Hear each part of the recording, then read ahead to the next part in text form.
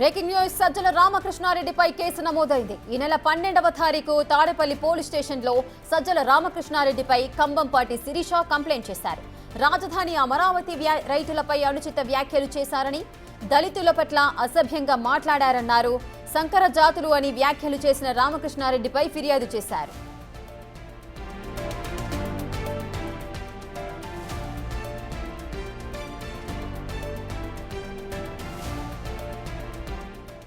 పూర్తి డీటెయిల్స్ మా ప్రతినిధి సాయి శంకర్ అందిస్తారు. సాయి శంకర్, సజ్జల రామకృష్ణారెడ్డిపై ఒక మహిళ ఫిర్యాదు చేయడం జరిగింది. పూర్తి డీటెయిల్స్ ఏంటి?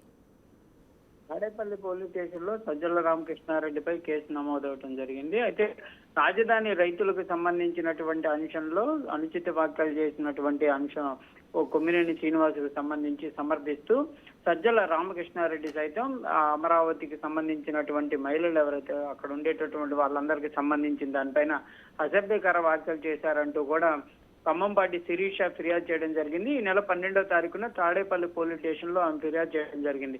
సంకర జాతులు అనేటటువంటి వ్యాఖ్యను వాడి తమందరినీ కూడా అగౌరవపరిచే విధంగా, దళితుల పట్ల అసభ్యంగా మాట్లాడే విధంగా రామకృష్ణారెడ్డి యొక్క వ్యాఖ్యలు ఉన్నాయంటూ కూడా ఎస్సీ కార్పొరేషన్ డైరెక్టర్ గా ఉన్నటువంటి కంబంపాటి శిరీష ఫిర్యాదు చేయడంతో ఈ రోజు తాడేపల్లి పోలీసులు కూడా కేసు నమోదు చేసినట్టు తెలుస్తుంది. దీనికి సంబంధించినటువంటి అంశంలో కూడా దర్యాప్తు చేసేటటువంటి అవకాశాలు కూడా కనిపిస్తున్నాయి.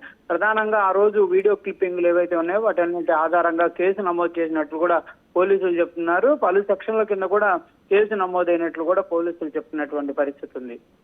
ఎస్ సాయి శంకర్, అయితే కొమ్మినేని శ్రీనివాస్ విషయంలో కూడా అమరావతి మహిళలకు సంబంధించి తను ఏదైతే ఒక ఇంటర్వ్యూ హోస్ట్ చేశారో దానికి సంబంధించి ఆయన వ్యాఖ్యలు చేయలేదు. కానీ ఆయన హోస్ట్ చేసిన సందర్భంగా కూడా అతనిపైన చర్యలు తీసుకున్న సందర్భాలు అయితే ఉన్నాయి. మరి ఇప్పుడు సజ్జల రామకృష్ణారెడ్డి తనే స్వయంగా సంకర జాతి అంటూ కూడా వ్యాఖ్యలు చేశారని శిరీష అయితే కంప్లైంట్ చేయడం జరిగింది. మరి ఇప్పుడు సజ్జల రామకృష్ణారెడ్డిపై ఏ విధమైన చర్యలు తీసుకునే అవకాశాలు ఉన్నాయంటారు?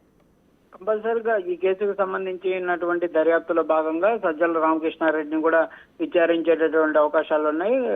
సజ్జల రామకృష్ణారెడ్డికి ముందుగా నోటీస్ ఇచ్చి విచారణ చేపట్టేటటువంటి అవకాశం ఉన్నట్లు కూడా మనకు సమాచారం అందుతుంది. లేకపోతే నోటీస్ ఇచ్చి అరెస్ట్ చేసేటటువంటి అవకాశాలు కూడా ఉన్నట్లు కూడా తాడేపల్లి పోలీసులు చెప్తున్నారు. అయితే ప్రస్తుతం ఈ కేసుకు సంబంధించినటువంటి అంశంలో న్యాయపరమైనటువంటి అంశాలపైన కూడా చిక్కులు రాకుండా కూడా పోలీసులు అయితే కేసుని ముందుకు తీసుకువెళ్లేటటువంటి పరిస్థితి ఉన్నట్లు తెలుస్తుంది. ఎందుకంటే గతంలో కొమ్మినేని శ్రీనివాసుకు సంబంధించినటువంటి అంశంలో కొంత న్యాయపరమైనటువంటి అంశాల్లో అడ్డు వచ్చినటువంటి నేపథ్యంలో ప్రస్తుతం ఈ కేసుకు సంబంధించినటువంటి అంశంలో శిరీష ఇచ్చినటువంటి ఫిర్యాదు ఆధారంగా ఏ విధంగా కేసును నమోదు చేయాలనే దానిపైన కూడా న్యాయ నిపుణుల సలహా తీసుకొని కేసును నమోదు చేస్తున్నట్లు తెలుస్తుంది.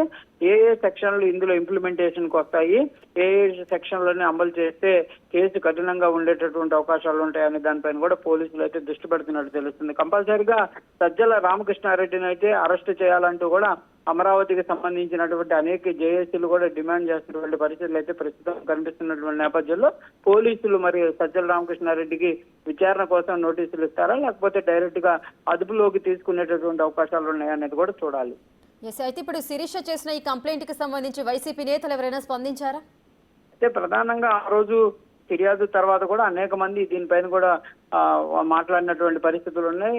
జగన్మోహన్ రెడ్డి కూడా దీనిపైన మాట్లాడినటువంటి పరిస్థితులు ఉన్నాయి. సజ్జల రామకృష్ణారెడ్డి పైన కావాలని చెప్పే కేసులు పెట్టేటటువంటి ప్రయత్నం చేస్తున్నారనే విధంగా కూడా జగన్మోహన్ రెడ్డి మాట్లాడడం జరిగింది. దాంతోపాటు వైఎస్ఆర్సీపీ పార్టీకి సంబంధించినటువంటి శ్రేణులంతా కూడా కావాలని చెప్పే ఈ కేసులో కొమ్మినేని ఇరికిచ్చేటటువంటి ప్రయత్నం చేయడంతో పాటు సజ్జల రామకృష్ణారెడ్డి పైన కూడా తప్పుడు కేసులు నమోదు చేయడానికి సిద్ధమవుతున్నారనే విధంగా గతంలో మాట్లాడారు. ప్రస్తుతం కేసు నమోదైనటువంటి నేపథ్యంలో మరి వైఎస్ఆర్సీపీ పార్టీకి సంబంధించినటువంటి నేతలు అయితే ప్రస్తుతం ఇంకా రియాక్ట్ అయినటువంటి పరిస్థితి లేదు. కంపల్సరీ రియాక్ట్ అయ్యేటటువంటి అవకాశాలు అయితే కనిపిస్తున్నాయి. మరి చూడాలి వాళ్ళు ఏ విధంగా స్టాండ్ తీసుకుంటారు, న్యాయపరంగా ముందుకు వెళ్తారా.